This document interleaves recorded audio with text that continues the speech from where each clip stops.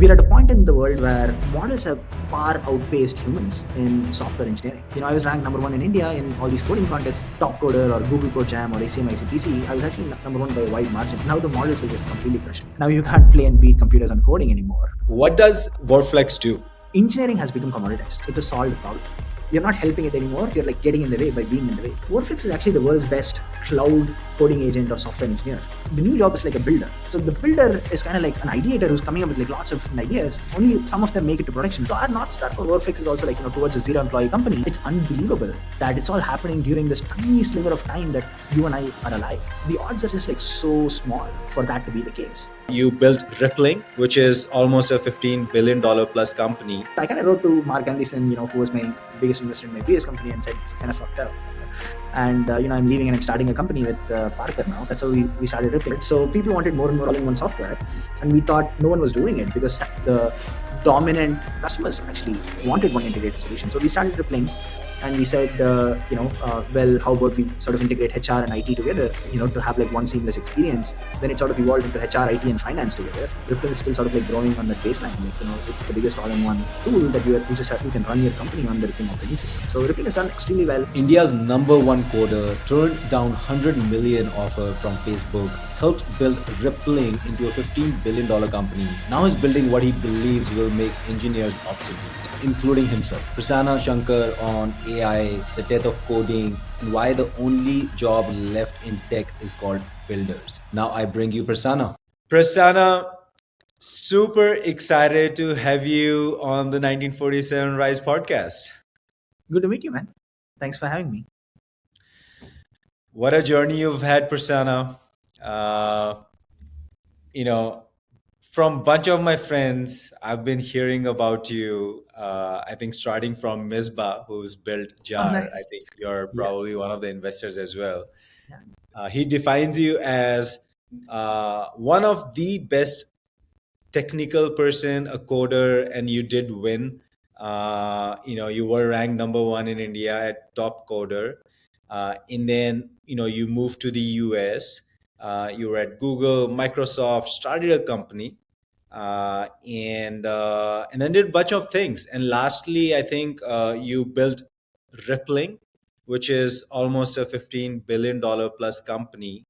But I want to start with this one question that I typically ask everyone. What motivates you more, Prasanna? Is it the fear of losing, or it's the thrill of winning? I think it's definitely more the thrill of winning. Like you lose every day when you're building a company. Kind of like every day is like a lot of small loss events. Like an employee turns down a no-brainer offer, or a customer is like doesn't get you. He doesn't buy your product, which you think is the best in the world. You lose every day. So it's the occasional wins that give you higher highs. And Prasanna, what got you obsessed about engineering in the first place?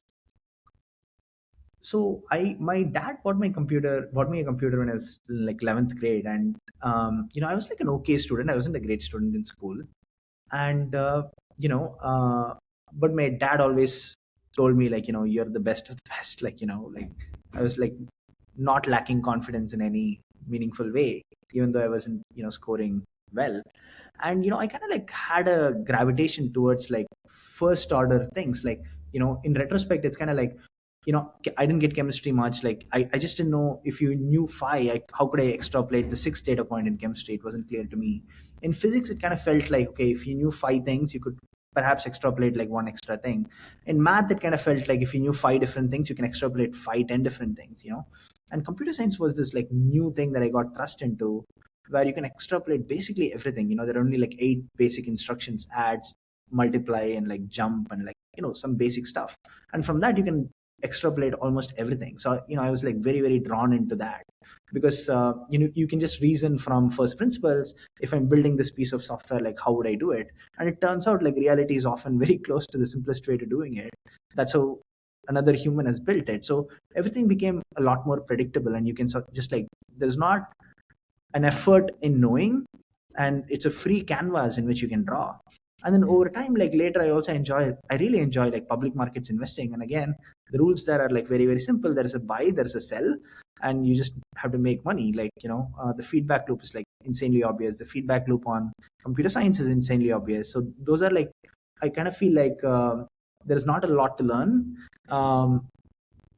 And there is a very sort of meritocratic feedback loop. You're either right or you're wrong. Like nobody can claim to be an expert and tell you what to do, in a way that can't be falsified. So I was just like very drawn to computer science in the, just because of the open canvas that it gave me. Mm-hmm. So we'll go directly to your first meeting with Parker Conrad. How did that come about? And we can talk about the founding story of Rippling. Sure. So I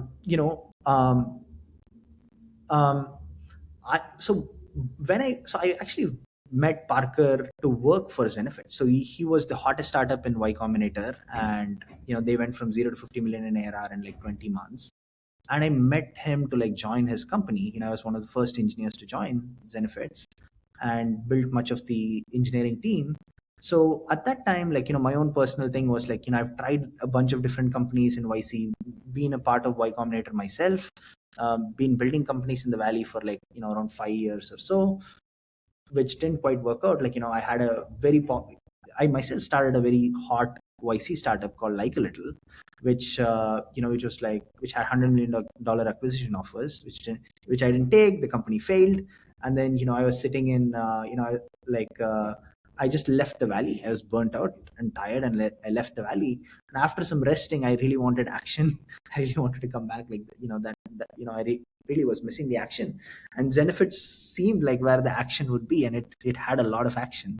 So I reached out to join Zenefits, and I did, and he kind of like negotiated the offer with me, and I joined them, and I worked for Parker. That's how I met him.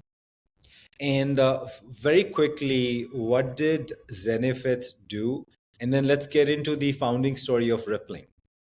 Sure. So Zenefits is was a new take on insurance brokerage. So internet has been trying to disrupt insurance brokerage for a long time. It's $100 billion per year industry, but it has not really worked. That industry kind of like stood till like 2013, which is 2014, which is when Zenefits was founded, and the brokers were still like doing really well. But then in 2013, 2014, there was this new law that got passed called ACA, which standardized health insurance rates. No matter who your broker is, like your broker can't claim to like have connections to get you preferential rates. So for the first time, like many startups thought internet could finally disrupt brokers because they can't get you better pricing anymore. That didn't quite work out. Most of the startups still failed.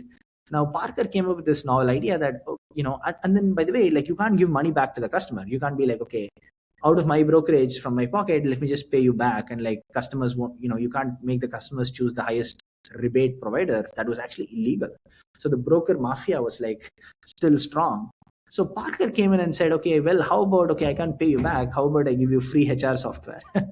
And, all these like small industries in the US, like really didn't run on any software, and they ate it up like crazy. And, then the software offering just kept growing. How about free HR software? How about free IT software? How about like, free payroll software? How about free time and attendance software? So Parker kept going on the all-in-one, and that's how Zenefits was built.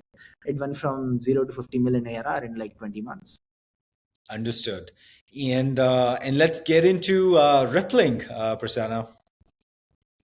Well, then Zenefits kind of like made a bunch of mistakes. There were allegations that the brokers were not properly licensed in the states that they were selling in. All the brokers were kind of sitting in California. They were licensed in California, but Zenefits was doing business nationwide, and it was kind of like there was no precedence whether they should have licenses in like other states or not. Our lawyers thought they didn't need to. The regulator thought they need to, and definitely the insurance mafia, I'm sure, had its way. And Zenefits got into trouble, and the founder Parker was fired by the board, which was led by Anderson Horowitz. And I I thought the company is worth zero once the founder gets fired, because in technology, like, all the value is captured by cash flows 10 years out. So it's the founder who's like pushing the frontier, expanding the TAM, and going after, like, low probability but high impact outcomes. And even though Zenefits was already valued at 4 billion, like, I thought it had another 100x to go. But once the founder was gone, like, it wasn't what it wasn't even worth 4 billion in my mind, because the option value just collapses instantly. Most of the world doesn't understand it, but having been in the valley for like a decade, you kind of like understand, like, you know all this paper money is just like evaporates instantly. Once they're all representation of like a ton of value to come. They're not a representation of value that has already come. So if you mess with the future, and if you mess with the direction of the compounding curve, like, the value is lost, and it's very, very difficult to create value. It's very easy to destroy it. And I was convinced the VCs had destroyed the value at Zenefit. So I kind of wrote to Mark Anderson, who was my biggest investor in my previous company, and said he kind of fucked up. And I'm leaving and I'm starting a company with Parker now. So that's how we started Rippling. So I kind of wrote to told Parker, hey dude, like, let's start something. I'm sure you want to start something. He was like, he was like, I'm totally done, dude. I'm taking a break. I'm like, he left the valley the same way I was burnt out and I left the valley. He was like, he thought he was done. But then the media was like so negative and like blamed all the mistakes on him for like a month. And then he wrote me an email saying, let's do it. So we started Rippling. Mhm. Understood. And Prasanna, what was the initial idea of Rippling? How did it evolve over the years, and where is it today?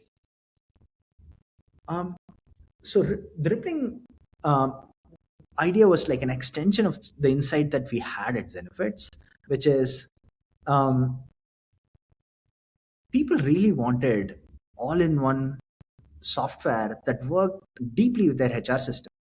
So if you hire an employee, and companies use like a lot of SaaS apps these days, so you kind of want to make sure the employee's life cycle when he joins or like leaves the company mirrors his roles and permissions in all of these SaaS apps. Like, he needs to be created, he needs to be like deprovisioned, and then a lot of his employee life cycle you kind of want to consolidate. Like, you want to make sure when he joins, he gets a laptop, he gets added to the payroll, he gets insurance. So there is a lot of value in getting things all synchronized with the HR record. So people wanted more and more all-in-one software, and we thought no one was doing it, because the dominant adage at that time was just focus, build one thing really well, and SaaS apps were all point apps. We thought, which has like gone too far, and we need like one integrated solution. The customers actually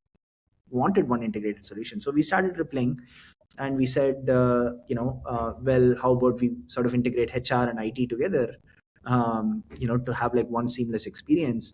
Then it sort of evolved into HR, IT, and finance together. And Rippling is still sort of like growing on that baseline. Like, it's the biggest all-in-one tool that you can run your company on the Rippling operating system. So Rippling has done extremely well. I believe it has crossed $1 billion in ARR, and it's doing phenomenally well. Yeah.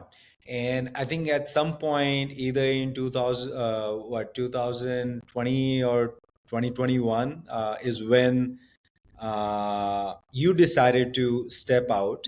What was the reason, and what did you had in mind? So 2021 was when, like, the COVID happened, and for the first time, you could kind of step back and like, you know, and take a breather. For me, at least personally, the company is growing extremely fast, so oftentimes it means lots of fires to put out every day. And we had already brought on like a new engineering leader to like kind of run the company's day to day, but I wasn't sort of like really I was really on top of all the escalations because I had the most context at the time. So 2021 happened, for the first time, like, I was like a little bit divorced from, everyone was divorced from the company a little bit. And then, there was a lot more time to like think and ask, hey, look, what is it that I want to do with my life? And, you know, um, and, on the one hand, I was like, it was a mix of emotions. On one hand, I was like, super happy and content at the success that we've had, and like how it has gone. You know On the other hand, there wasn't it was there was still this question of like, okay, well, yeah, I can go and do work today, but if I don't, it will still be fine. And like so What is it that I'm sort of pushing for or looking for is kind of like becomes front and center.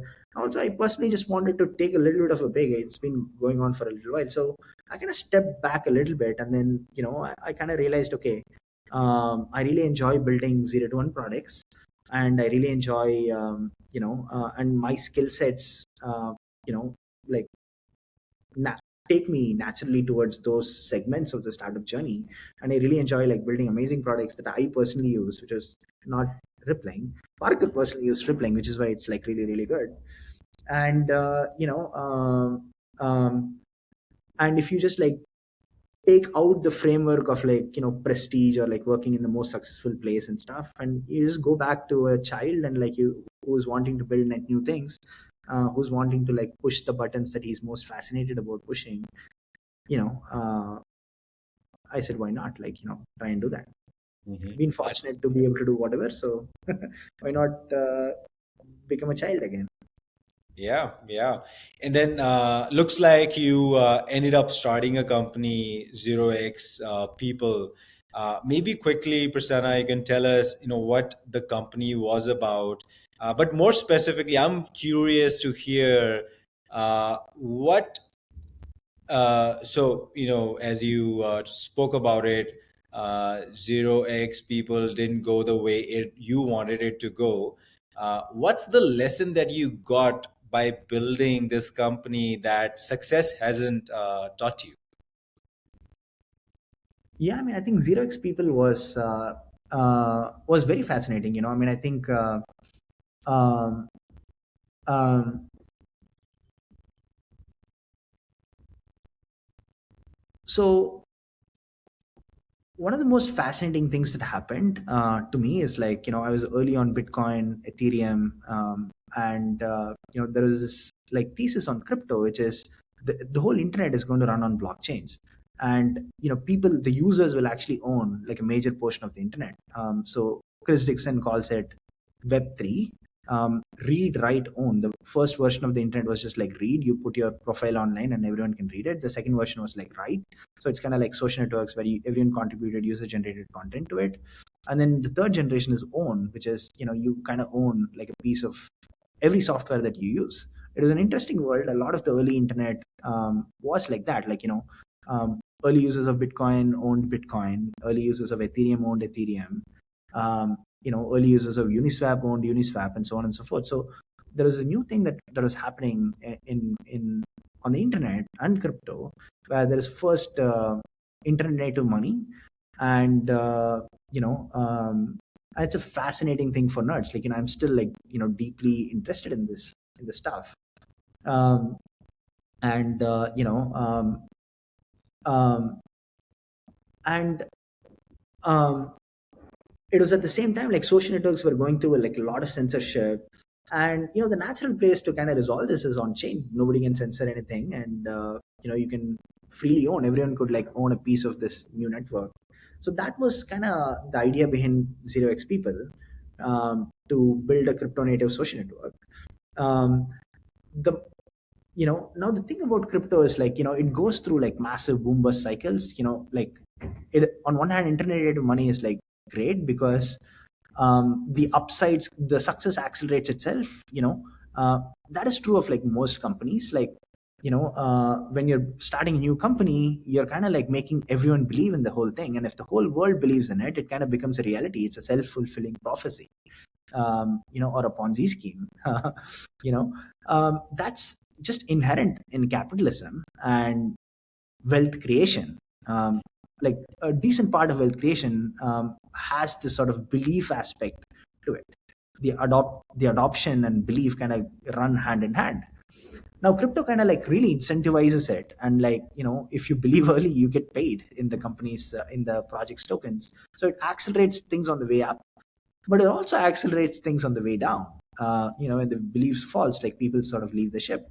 So they go through prolonged bull markets and bear markets, and you know the whole um, space kind of did not recover from the clamp down that US had sometime around that time, like I think 2020, 2021, in the Gary Gensler era, where the US institutions were like deeply against crypto. India is still like deeply against crypto, and um, and the thing about starting a company that you learn is like I thought that I am kind of like the longest term capital in the space, and I can ride out market volatility, and you can keep going. um, but then, like, there are kind of limits to that. Most of the team don't have forever, and like your time is like a scarce resource. And honestly, like you want some action, like it's like I can hold stocks for a long time, like without worrying about them, but then I'm getting my action somewhere else in life. But if your startup is your main thing, and like for a lot of your team, if that's like the main uh, 8 to 10 hour job that they're spending their life on, if there is not a ton of action, you kind of start losing your best people. And I wasn't immune to that, and we couldn't recover from that. The market that I was betting on just did not materialize on time, and it was getting harder and harder to retain talent, and it was getting harder and harder for me personally to be excited about spending time there. So at some point we kind of like the journey was um there was there was a lot of lack of action combined with a lot of action on the AI side of things. And we built something internally to improve 0x people. um, and there was a and then it got really, really, really good. So there was a new team that came to me for investment, actually, who had built an early version of an SRE, site reliability engineer, which we were, which I was trying to like get it to build a lot of solve a lot of issues for 0x people. And then it just got better so soon, with the models becoming better, and like us iterating on it, that it just was more exciting to work on than crypto, where there wasn't a ton of action, the markets hadn't materialized. And then I kind of realized, okay, running a company, like investing in a stock and like being patient is one thing, but running a company and being patient on that, like it has a time limit. Yeah. And then you lose your best talent. No, makes sense, Prasanna. So seems like that internal tool ended up becoming what you've called Vorflux. Is that true? Yeah, like we were like Vorflex has like two other co-founders. So the co-founders came to me to sell that product to 0x people to fix all the errors and exceptions and bugs in the product. And over time I kind of just worked with them to make it better and better for my own personal consumption. And it got really good that like I decided to like shut down 0x people, and work on Vorflex full time. Mhm. Understood. In simple language, Prasanna, uh, what does Vorflex do? Vorflex is actually the world's best cloud coding agent or software engineer. I would probably tell it more software engineer than coding agent, because coding has become a commodity. But there are like lots of other parts of software engineering which are still hard, which includes like testing or like setting up the environment, or you know um, um, designing. Like those are still like are not commodities yet. So Vorflex just is your really good cloud software engineer. So whatever ideas you have, you can go and like build on it. If you have an existing code base, it'll really work right in. And it's kind of like we're at a point in the world where models have far outpaced humans in software engineering. So I was ranked number one in India in all these coding contests, like Top Coder or Google Code Jam or ACM ICPC. I was actually number one by a wide margin. Like I was in contests beating number two and number three in a team together. Really enjoyed doing that stuff during my college days. Now the models will just completely crush me. Like they will just like, um, it's kind of like nobody can play and beat um, computers on chess or Go. Now you can't play and beat computers on coding anymore, or even like math anymore, right? Yeah. Um, so on one hand, the models have gotten really, really good. On the other hand, the product interfaces and the surface areas haven't really upgraded. People are still sitting on their terminal, working on talking about plans, or like, just doing too deep into software engineering. Like the models have gotten so good that, they kind of deserve the respect of a human and the autonomy of a human, and like, to be left alone for long periods of time, to be described like very high level ideas. And they get their own computer, just like a new engineer gets his own laptop. And you kind of need to give it connections to all the logs and all these sort of systems that you would give connections to like a new engineer, and then the models can kind of like perform at that level, or superhuman to that level. So that's the whole idea behind Vorflux, and we're the best cloud coding agent. Understood. So, Prasanna, hypothetically, imagine I'm the CTO of a 500 engineering team. Why would I want my engineers to, let's say, not use Claude Code, or it could be, let's say, Cursor or Lovable, versus they should just stop that and start using Vorflux? Yeah, so Lovable is in a different category. It caters to like non-technical people and stuff. So your CTO is probably not bothered about that, but he's kind of like the other tools that they're using are like Cursor, or like or a Claude Code. Claude Code is probably the biggest. They have 90% market share in this space. Um, See, the thing that you have to realize as a CTO is like engineering has become commoditized. It's a solved problem. Now if you have 500 engineers, you kind of need to like rethink, okay, what are these 500 engineers going to do from today, right? So now you have to like realign your organization towards this new reality that models are just like so much smarter than humans. So now you have to question, okay, like the old jobs don't exist anymore, everyone has to come and do the new job. What is the new job? Like what remains right now? And um, the new job is actually either above or below the model. Okay, so above the model is like, what should we even build? Like, what is the right product to build? What is the right set of features to bet on? And like above the model, because everything below has become like so fast and so cheap to experiment on, there's a now the builder, I wouldn't even call people engineers anymore, because engineers are getting commoditized. So the new job is like a builder, which is something Mark Andreessen has like recently blogged about, and like maybe even Claude Code's Boris Cherny has blogged about, right? So the builder is kind of like an ideator who's coming up with like lots of different ideas. Only some of them make it to production. Like he just discards so many so many bad ideas. That job is like very, very different from the current engineer job, where his boss is telling him what he needs to do that week. you know the models are so good that if you're able to tell at that granularity, and if you just have like 2 3 items, you just throw it to something like Vorflux and it gets it done, right? So this is the new reality, like the CTO has to like comprehend and reconcile, and train the people to work either above or below the model. Now below the model there is still some work, like um, the models do make mistakes, they're not like 100% accurate. So you kind of like need to review the code. You need to like maybe there are parts where the feedback loop is not, the model can't self verify for whatever reason, its environment is not set up, or like some testing data was not available for whatever reason, so that the engineer might need to go and close the loop. Again, it's a matter of like really getting the environment really up and running, connecting all the data that it needs access to, which Vorflux is like huge on. Like we're all about like getting the environment running and like sucking in all the dependent data and stuff.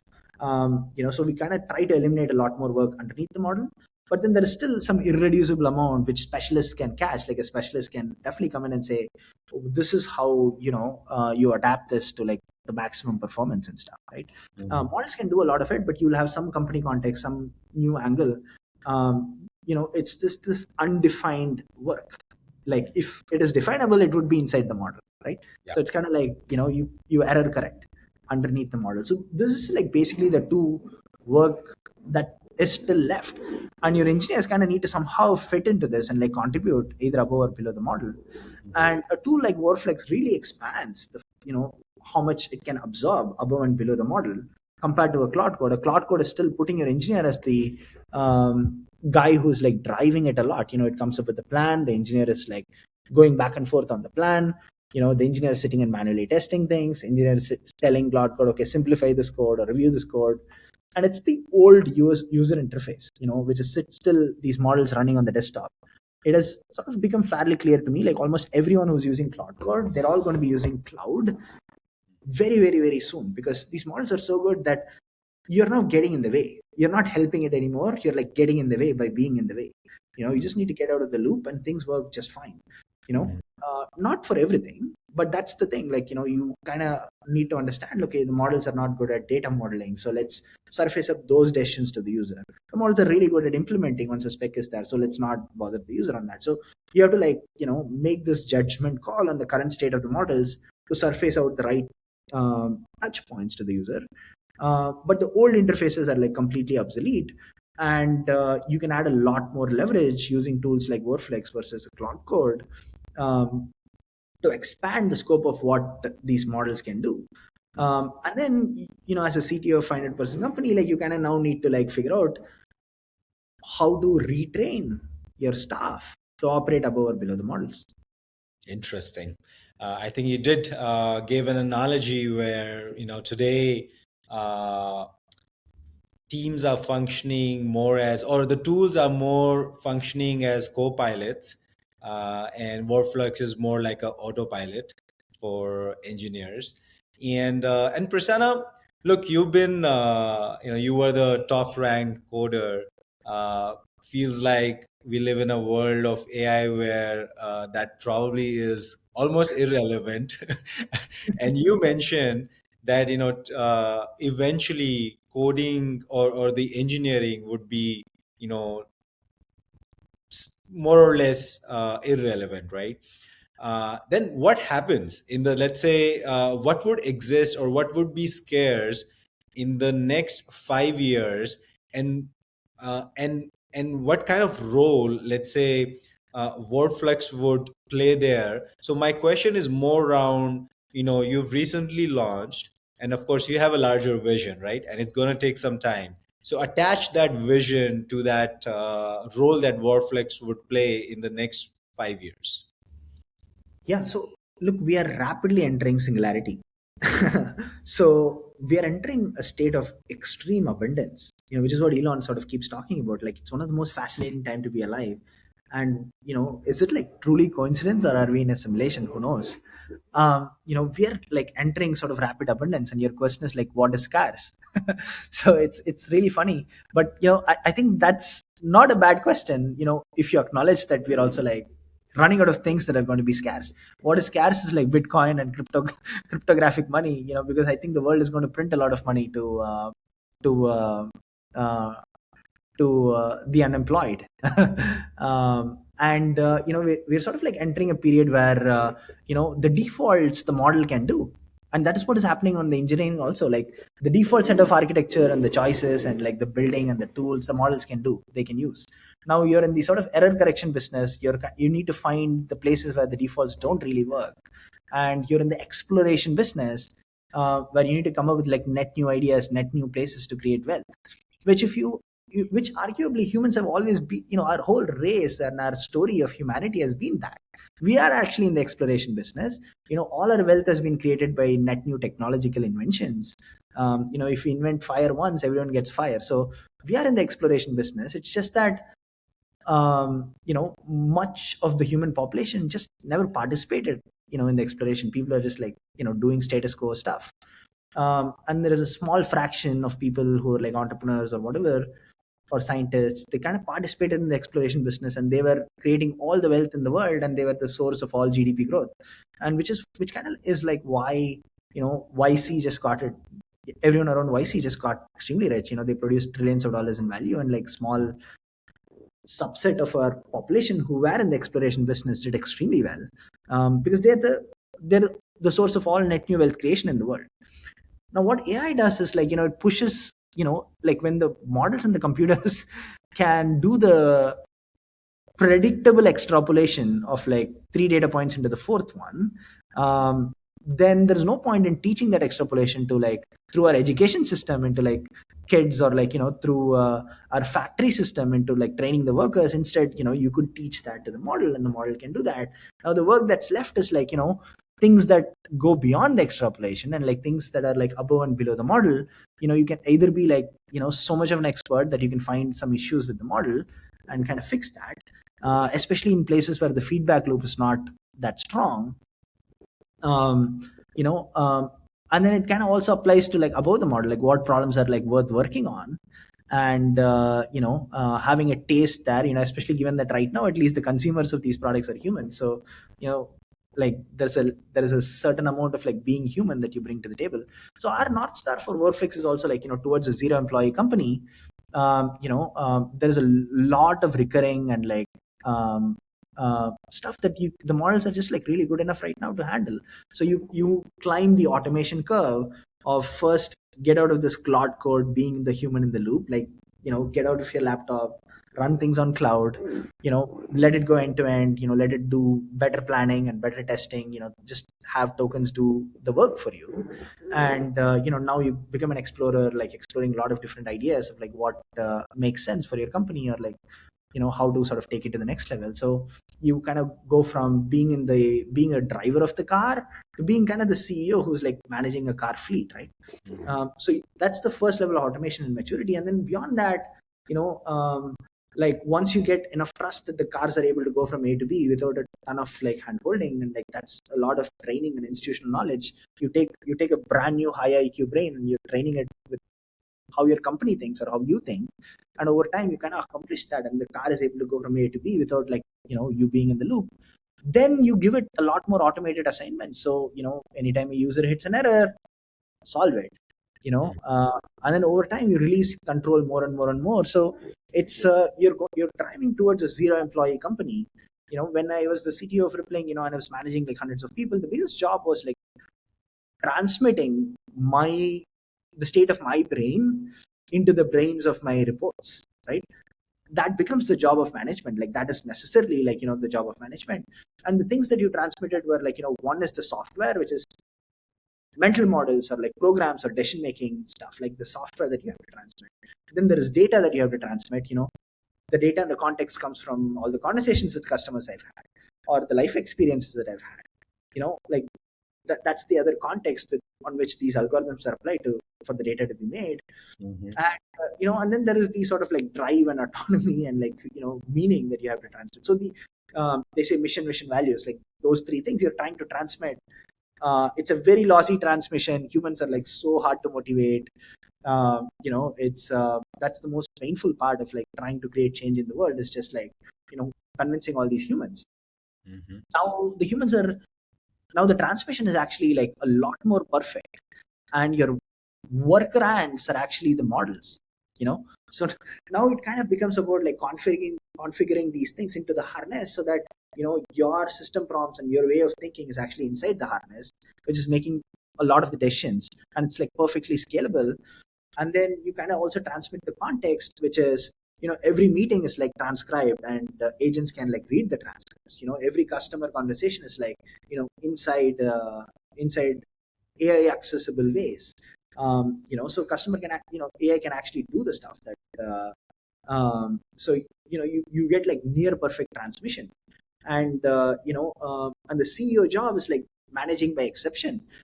Already the models need to do that. If they don't, like why not? Like what did I miss transmitting? You don't do the work, you kind of do your job is meta, and everyone's job is meta. And what that it creates something called the great flattening. Like now everyone can play CEO inside of Vorflux, because everyone has all the data that I have. Like everyone has all the customer conversations as transcripts to their AI agent. Everyone knows what is the harness decision making framework. They can go look at it, and then they just need to add some deltas into the thought processes, and adapt that stuff to work for niches and niches. So the error correction happens more and more. So like that's our North Star, is a zero employee company, self-driving company. A lot of the mundane is like taken care of, and really removes specialists.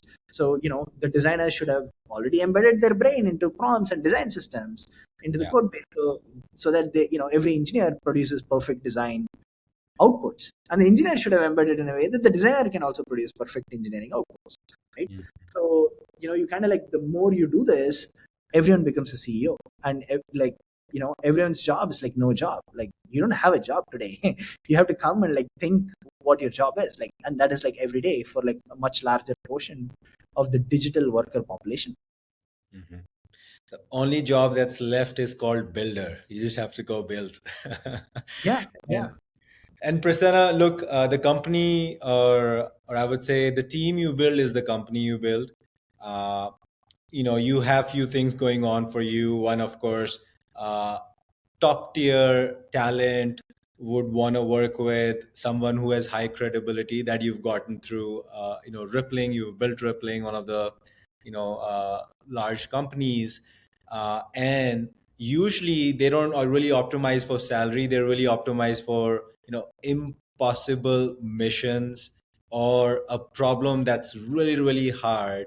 uh, in that case, why should top engineer or top talent should work with Prasanna at Vorflux?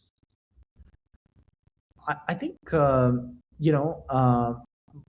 would say I would just transmit my own reasons for working on this, which is, it's the most magical place in the world to be in right now. Like, it's just, look, with a million year zoom out, sand woke up, right? And it's producing intelligence, and the intelligence is like outperformed right now humans.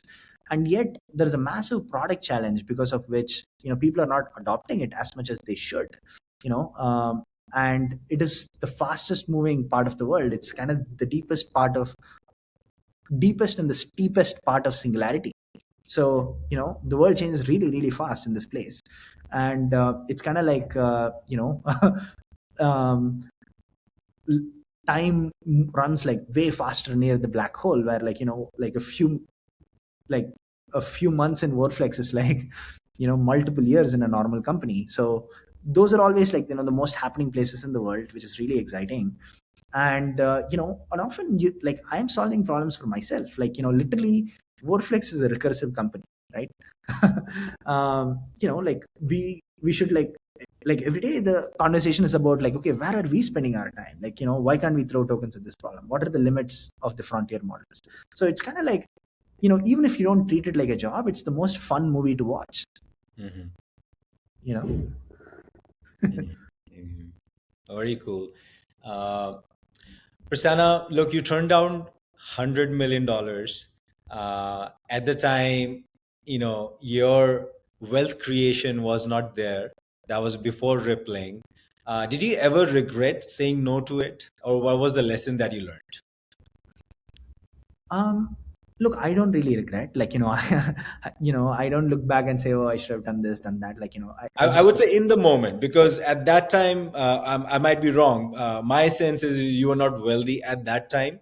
yeah, I had Your wealth nothing. came from Rippling. So I'm talking about that particular, let's say, 3 months, 6 months, or a year. Yeah, look, I was burnt out, like when like little failed, I was really burnt out. So the story there is like, basically, um, um, I was like one of the top coders in India. I got a job at like Microsoft. I was working there. I got to work on like cutting edge systems, which I really enjoyed. And but then after a point, like the big company kind of got to me, and I was feeling like I just didn't belong here. It was not challenging, and I waking up to work was just not exciting. And so it was very clear like I don't fit here. And then at the same time, Y Combinator was happening, Polgram was happening. It was the first time like nerds like myself who didn't have any experience could like go out and like build net new companies in this place called Silicon Valley, which is very attractive. So I actually came to the US on a tourist visa. And my goal was to just like make like $1 million or $2 million, so that I never have to work again.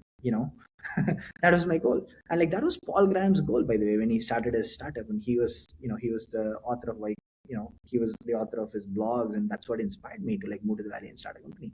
So like he called it "fuck you money." Basically, enough money that you can just live your life and don't need to listen to anyone, right? And listening to people doesn't come naturally to entrepreneurs. And I wanted to be my own, control of my own destiny. And more particularly, nowadays I kind of think of it as like being able to work at being being my own bottleneck. I should be my own bottleneck in terms of the amount of impact I can create on the world, not some other system or organization. So it was a very interesting thing. I came to the valley without like the question was like, what is the fastest way to make like a million or two, and perhaps like exit the company to like a Google or something. Google was buying so many companies. And then I quickly realized, okay, it's actually really, really hard. It's harder than it seems on the surface, um, because on a small scale wealth creation like that, nobody wants to be your partner. No investor, no employee wants to be your partner. So it gets like really hard. You have to go all the way alone, and even the buyer doesn't sort of like buy you for that. Like the $10 million exits that you see is often like used to be like often like $1 billion company that exits much earlier, right? Like the buyer has to believe there's a lot of potential here, he's not interested in buying. So I quickly realized that wasn't going to work out. And then you do have to like go for the big price. The only everyone has to go for the big price. Everyone has to go on this like exploration business, like and explore seriously. And and my girlfriend at that time, she was studying in Cambridge, and there was a social network that took off in Cambridge called Fit Finder. And we tried a lot of different ideas, nothing was working. And she called me and said like, hey, why don't you just copy it and like launch it in Stanford, which is where we were. And we launched it. It really took off, and it became the most popular social network in the US. It was called Like a Little. And 6 months in, we overtook Facebook amongst US college students. We had like way more page views than they were in colleges. And Facebook tried to buy it for 100 million. Back then, like Mark Anderson was my biggest investor. We were really, really hot. We were out of YC, and we were the hottest startup of that YC batch. And we didn't sell it. And like it's mostly just like um, the data at that time was, look, we are overtaking Facebook, and Mark Anderson is telling me like, this could be the next Facebook. Why do you want to sell? And Facebook was trading for $100 per user, and they were offering us like $5 per user to buy to buy my company. Like, why would I do that? It seems like a no-brainer at that time. So we said no, and it turned out to be a fad, and the company kind of eventually failed. And then I called Zuck up to try to buy the company. He said no thanks. uh, you know you kind of live and learn. I mean, of course, when we were turning it down, we knew this could happen. It's not Yeah. like it's not certainty that it wouldn't Yeah. happen. But you know um, I'm sure you wouldn't sell it for 1 rupee, right? Like, so there is always like, I'm sure like you wouldn't turn down $1 trillion. So there is always like, a question of like, okay, what would be a reasonable price? And with the cards that I had at that time, it's hard to argue that I made the wrong choice. Mhm. And that's all I can do. Every day I, show back up and like ask what is my mental model to make decisions, and error correct those mental models. And the mental models apply on the information that's available at that time, which is fine. And I'm like a and the thing that happened that I realized about myself is like most of my team at Like a Little, you know kind of like fell into two camps. There were the optimists who were like just kept going, and they built other companies and they got very successful. And then there were people who, actually my co-founders, who got like really burnt out by this like long slog and nothing working out. They kind of went 4 more years into the company because it had cash. They were 4 more years after me, and you know they're now like bigger companies. Like the people who actually like stuck on and tried longer are now in bigger companies, and they didn't really like they weren't like as successful as the people who kind of left and like tried other ideas and like kept experimenting. So that's like interesting to me. I mean, I personally, um, you know, um, um, um, was able to keep the belief system going. I'm still like extremely illiquid on replaying out like anything that I've ever done. Like Zenefits, I didn't sell a single share of Zenefits. You know, um, and uh, um, And I kind of meet some of the greatest people, greatest entrepreneurs like Sam Altman or like Gary Dan, and we, like there's no discomfort in believing. For us, it's almost like this is the new wealth that is being created. It's almost like when it gets created, it appears so scary because it just got created, and the valuations are high and so on and so forth. But then there is somewhat like an underlying understanding that like this is the only way by which the world makes progress, and we're just comfortable holding on to these things for a while. And I build because I just like enjoy building, and this world is going through one of the most transformative phases that I've ever seen. And just like think about how much progress we've made over the last like 1,000 years, and like over the last 5 years. It's just like incredible, the acceleration. So it's very hard not to enjoy it. It's very hard, like sitting on the beach is just not that interesting compared to like what is happening with the sand on the beach, which is actually learning to think. The sand on the beach is like being processed to create solar panels to produce power, and the cost of solar panels is like dropping exponentially. The sand on the beach is being processed to create transistors, which to multiply matrix of numbers, and then that is learned to think better than humans can, and we have a new sort of digital species. So it's just like extremely fascinating, the kind of stuff that's happening, and it's unbelievable that it's all happening during this tiny sliver of time that you and I are alive. The odds are just like so small for that to be the case, that is just like incredible. That's what is exciting. It's an exciting time to be alive, and and watch and maybe like play a small part in like molding this clay called Yeah. technology. Yeah. Couldn't agree more. What a time to be alive. Prasanna, this was fun. Thank you so much for doing it. Thank you so much, Shiva. Thanks a lot.